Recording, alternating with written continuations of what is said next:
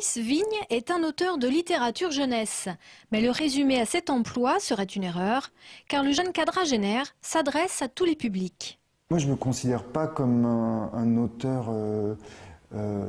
exclusivement jeunesse, parce que je prends très au sérieux la littérature jeunesse, parce que je pense qu'il faut donner des bons livres aux enfants, simplement.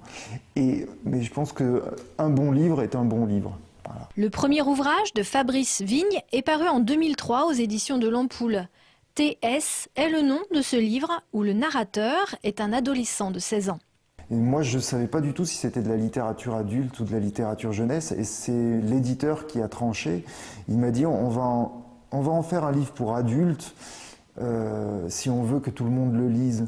Les adultes ne liront pas des livres pour ados, ils auraient l'impression de s'abaisser, de déroger, alors que les ados vont lire des livres pour adultes. Donc si on voulait toucher les deux publics, il fallait en faire un livre pour adultes. Mais n'empêche que ça m'a mis un pied dans la littérature jeunesse, puisque c'est un livre qui m'a valu quelques rencontres en collège et en lycée. Et je trouvais ça intéressant, je trouvais ça bien, moi, d'aller au contact. C'est aussi l'une des raisons pour lesquelles je suis là pour le salon, c'est d'aller au contact. J'aime ça. En 2008, Fabrice Vigne crée sa propre structure d'édition, le Fond du Tiroir, espace libre de création. Il y a déjà publié un livre en kit, un abécédaire pour adultes et même des écrits de Georges Perec. C'est un texte rare, très méconnu de Georges Perec. C'est la retranscription d'une conférence qu'il avait donnée l'année précédant sa mort.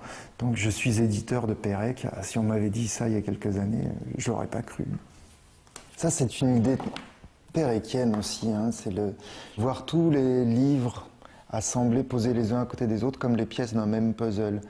Et puis on se recule et on voit que le puzzle a une certaine forme. Et cette forme, c'est l'œuvre, c'est la somme des livres. Il forme un paysage. Le jeune auteur revendique ce plaisir de partager des mots, des histoires, de partager un imaginaire personnel, mais aussi une mise en scène de cet imaginaire. Le Salon du Livre édition 2011 va du reste, outre des rencontres avec cet auteur, proposer 2 représentations de son livre Les Gillettes.